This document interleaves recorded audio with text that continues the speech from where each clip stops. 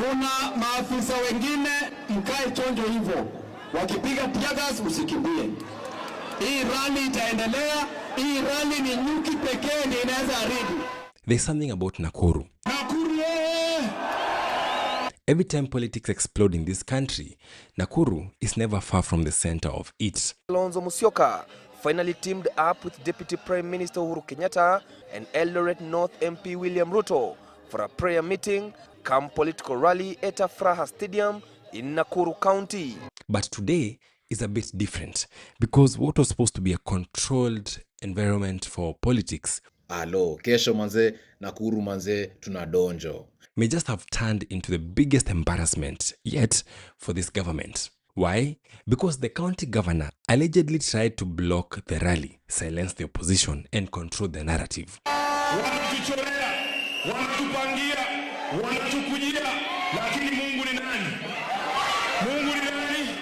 It has backfired badly. And the dude in State House who actually gave those instructions is not only disappointed, he's actually very angry at how Nakuru turned out. Msingoje mpaka 2027. Wakati wa kukana Ruto ni sasa hivi. In the next 15 months and 27 days, tuko na rais wa nchi ya Kenya hako hapa. Let's talk about it. If you love this kind of content, go ahead and like this video and subscribe. Now let's get to the video. Ati mtu anakunyang'anya 40 bob, anakurudishia 10 bob, anataka mpigie makofi. Nakuru yatawezekana kweli? Muonyesheni mmemkataa William Ruto, muonyesheni mmemkataa William Ruto. Let us not pretend that this was going to be just another political rally. Nakuru is not just a county, it is a political battlefield. This is the same ground where Uhuru Kenyatta and William Ruto came together. They merged TNA and URP and built the Jubilee wave that went on to win 2013 and 2017. President Uhuru Kenyatta will lead the Jubilee Party's last campaign rally before the 2017 election at the Afraha Stadium in Nakuru. That's how powerful this region is. It's a melting pot of communities, a mini Kenya. They say if you can win Nakuru, then you are halfway to winning the whole country. Nakuru has been the boiling point of Kenyan politics. Wakati Nakuru inaamua, Kenya zote imeamua. Now, enter Susan Kihika, one of the strongest defenders of this government, a loyal ally to President William Ruto, a politician who has openly campaigned for Ruto's second term. Najua mumepewa siasa mingi sana. Na nataka roho zisoften, hata huyu Kasongo mumuangalie na macho ya huruma. Sawa sawa? Nione tutam ya Kasongo. Tutam. But here's where things get a bit controversial. She has a bad reputation, a reputation of not entertaining opposition. We've seen it before when Rigathi Gachagua tried to access Nakuru. Huyu governor wa Nakuru, Susan Kihika na bwana yako. Hii Nakuru hapana private property yenu. Na nyinyi hamuna title deed ya Nakuru. It was not smooth. There were obstacles, tensions, and allegedly goon activity. Hapana tisha Rigathi Gachagua. Ati hawezi kuja Nakuru. Nakuru si ya mama yako. Nakuru si yako. He still made it in, but the message was actually clear that Nakuru is a controlled ground. Pia hapa Nakuru, mali yote ya umma imeibiwa na Governor Susan Kihika na bwana yake. Wanajenga majumba Nairobi, watu ya Nakuru wanaumia. And it does not stop there. Her husband, that is Samburu, is also deeply connected. Business ties, political ties, direct access to power.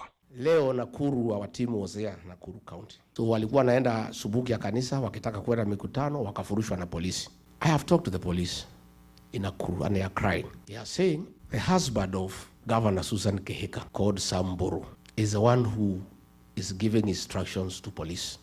This is what many call a tight circle. A circle that can be activated at any time to control what actually happens on the ground. So when people say that calls were made, that orders were given, it is not coming from nowhere. It is from the close relationship that is there between William Ruto and this family. Nakuru County hakuna space ya fitina. Kama wewe unatoka kwenye unatoka kukuja kufitina watu hapa Nakuru, we don't have space for you. Now, let us flip the script, because today it's not just any politicians coming to Nakuru. It is Edwin Sifuna, it is Linda Mwananchi movement. Ladies and gentlemen, nimepata special invitation ya kuattend rally ya Linda Mwananchi courtesy of His Excellency Edwin Sifuna and Honorable Babu Wino. This is not their first rodeo. Their last rally was actually in Mombasa, which was massive, energetic, literally unstoppable.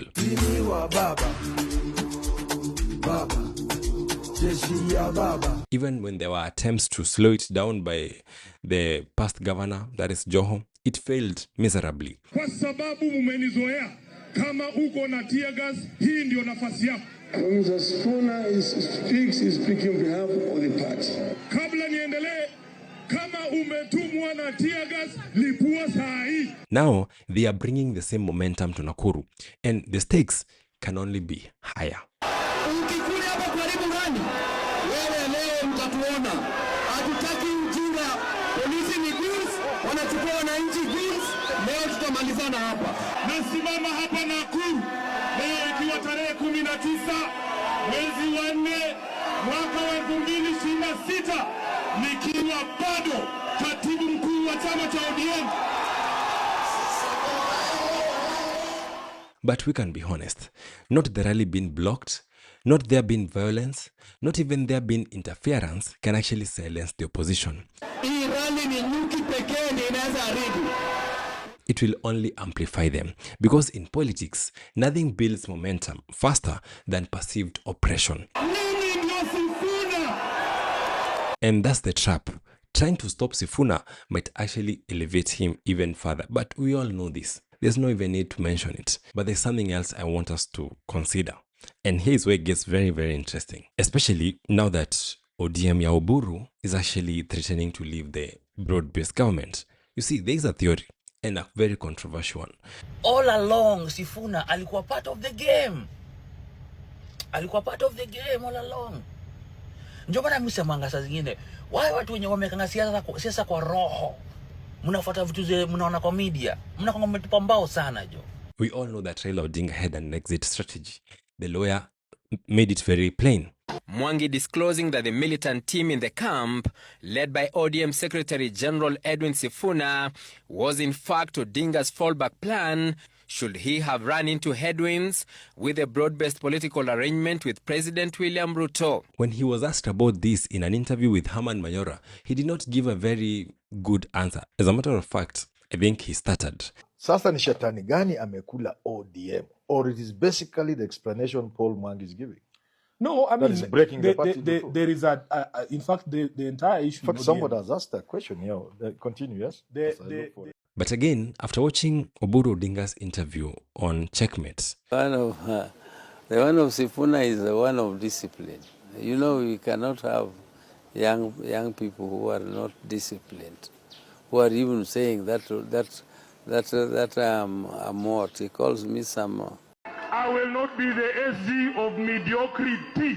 Mediocrity. That I cannot be in the mediocrity, and then he wants to be my SG.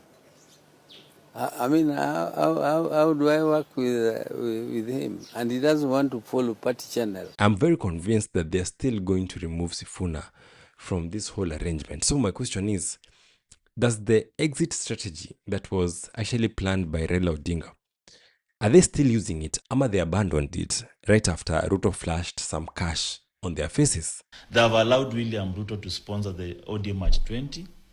They have allowed William Ruto to sponsor ODM SDC. And they have allowed William Ruto to hold ODM PG in State House. Yeah, that was just a random thought. Sorry, I digress. Now, I hope that the government won't try to stop this rally in Nakuru. Hata wakati ambapo mnatishwa eti msifungue milango ya kanisa kwa ajili ya viongozi wengine. They know what they are risking, turning Sifuna into a national symbol, uniting the youth under one cause, reviving an opposition that was actually seen as divided, and the worst of all, losing control of the narrative. Kuna kijana hapa Nakuru aliuawa na jamaa wa KWS anaitwa Brian Odhiambo. Huyo Brian hata Kasongo kijenga hii barabara ikuwe ya gorofa, Brian atatumia hiyo barabara Tunataka tuheshimiwe kwanza kwa sababu maadili ya kwanza kwenye katiba yetu ni kuheshimu haki za kibinadamu. So now the question is actually very simple. Will Nakuru become a stage for democracy or a battleground for control? Because one thing is actually certain. If this rally is interfered with, it will not end in Nakuru. It will just be a beginning of something more humongous. Hawezi kuniambia ati kijana kiandika kitu kwa Facebook ambaye haupendi ati hiyo inatosha kuua mtu. Hiyo inatosha kuua mtu. Tayari kulipa gharama, sitasimama maovu ya kitawala. If you made it this far, then I'd like to hear your thoughts. Was Nakuru actually a success, or did the government manage to stop Sifuna? Talk to me in the comment section and do not forget to subscribe.